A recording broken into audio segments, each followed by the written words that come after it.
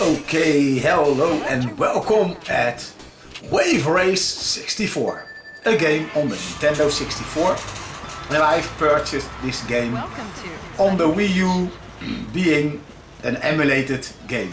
And the reason is I still got the original, but the original the Nintendo 64 isn't connected to my second television because well, my favorite console, the Sega Dreamcast, is connected, so I can play Outrun, Power Drift and all those great Sega Sprite Scaler games.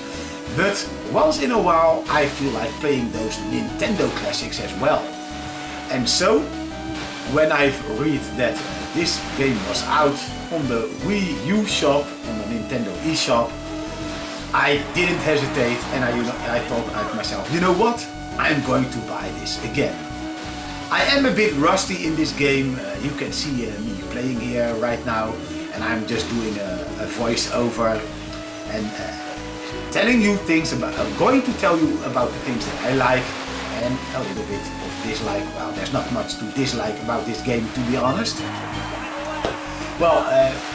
Well, as you can see, it's very smooth, and sometimes I get the rocket starts properly because it's a timing just a fraction after the 1, 3, 2, 1 press and then go.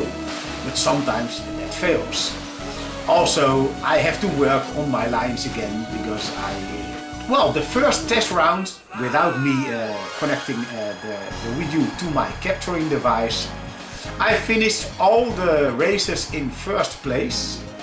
But I didn't do too well on the final race, and also that port blue, if my memory serves me well, that went actually a bit wrong. But at least I still won every race in first place. And I hooked up the Elgato Game Capture HD, the first version, so I can capture in 1080p 60 frames per second. I get 30 frames per second when I got 1080p. But since this game isn't even running at 60 frames per second, I thought, you know what, I prefer to stick to the 30 frames per second and the highest resolution. And when I'm going to capture a game that runs 60 frames per second, then I have to lower the resolution to 720p. Or I need to upgrade, in other words, buy a new game capture, because the new Elgato Game Capture is capable of capturing 60 frames per second in 1080p. The problem is my PC isn't too new, so I don't have USB 3.0, and I don't know if I need this if I am able to capture in full HD 60 frames per second. Well, this race actually went rather well. I didn't improve upon my lap times, but well, okay, back to the game now, because it was more like talking about my game capture than the game itself. And so in this case, Wave Race, I'm doing a backflip here, and now I remember if you are on a jump and you flick the left control stick where you also steer the jet ski with, flick it to left and then right, or the other way around, you will make a barrel roll. And also when you ease off the accelerator, turn your thumbstick, the steering stick, around and then hit the accelerator again, he will do like a twirling move on his jet ski. And I like the way that you can do you can even put these stunts in the race, because there's also a stunt mode in there that you have to drive through the rings and then actually also do stunts to get better scores.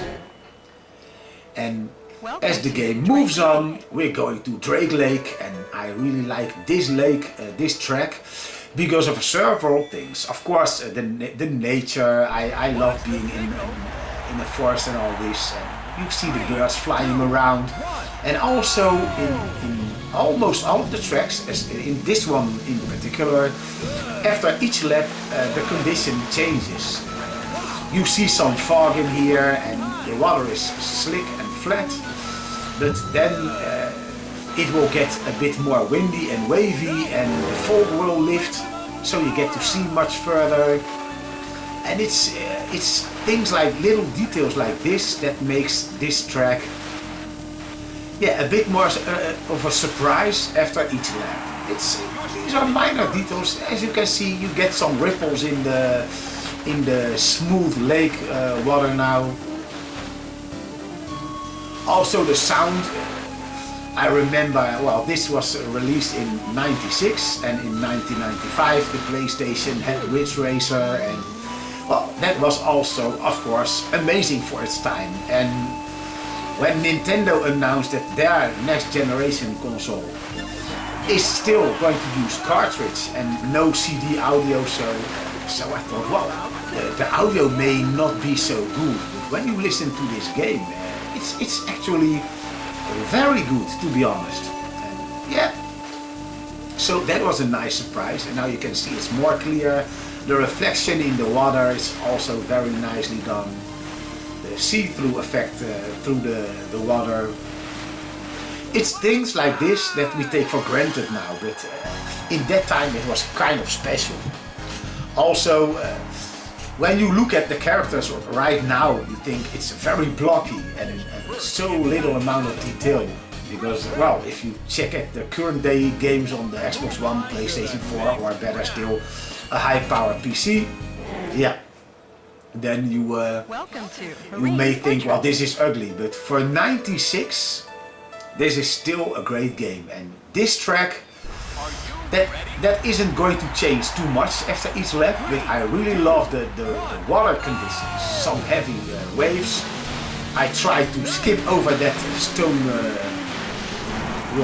wave breaker, but well, so far at the first tryout I failed, and so I thought, you know what, let's not do this again when I'm going to capture the game. When you play this level on the harder track, then there are changes in this track, because well, when we are going to pass that point, I will tell you, but it will come out in here.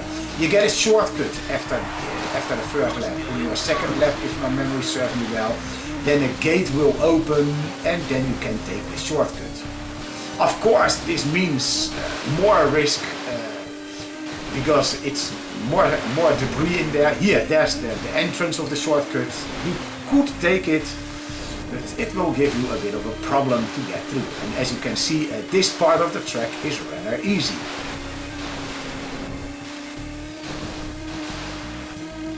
Also, I know that there also has been a wave race for the Nintendo GameCube. My nephew had a GameCube, and after this game I couldn't care too much for the sequel, because the gameplay felt stiff. Because one of the strongest points, except for of course the awesome water animation for that time, is how the jet ski responds to the waves. I know if they would make a jet ski game with today's technology, it will be even more amazing. But for the Nintendo 64, sorry, I catch the cold, and so yeah, sometimes this happens. But well, the Nintendo 64 did a great job. Yeah, sorry, but I was too enthusiastic. I really wanted to do this capture, even though I got a dry throat, and yeah, okay. Have a good race.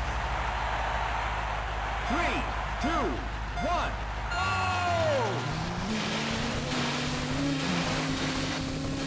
Good, good. Maximum, everybody is behind you.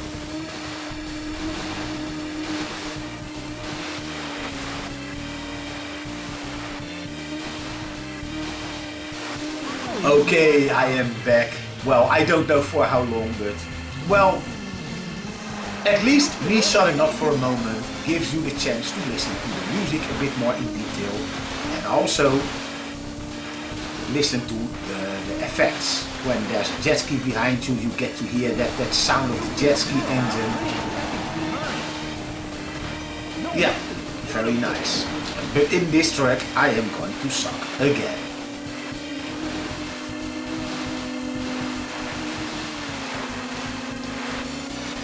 second place, and I'm trying to pass him. Come on, yes, and I passed him, and I smack into the wall. Second place again. Yeah.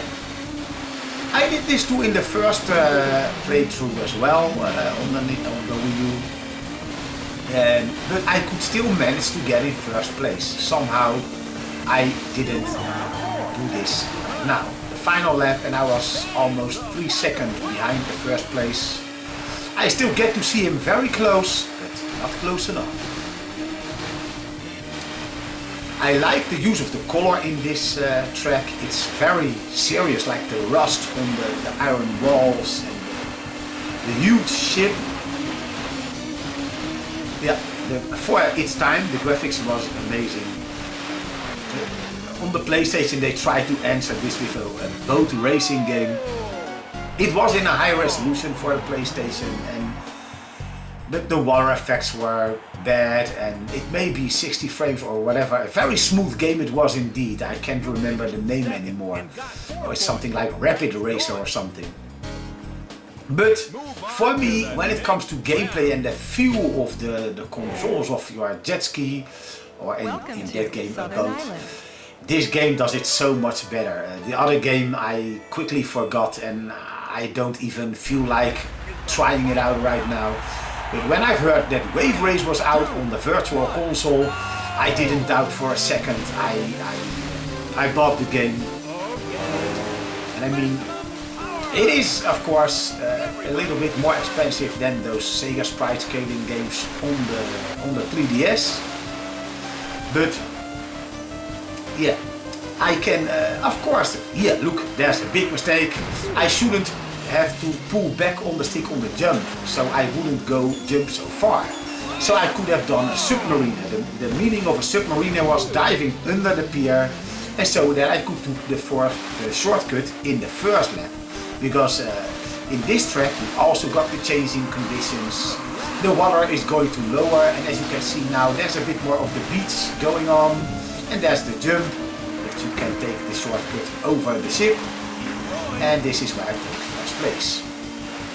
Yeah, right now I'm not going to mess this up again because the water is lower. You can easily pass under the dock or the pier. I don't know the proper English word of it. Here in Dutch we say pier. And now the water is even pulled back some more. You got some more beach property to see. The jump is higher, but I could easily take this shortcut. It also improves upon the line entering the buoys, because when you miss too much buoys, the race is over. Of course, in this first set of tracks on normal, it's not too difficult. And so the final lap is being met with a rank 1 first place finish.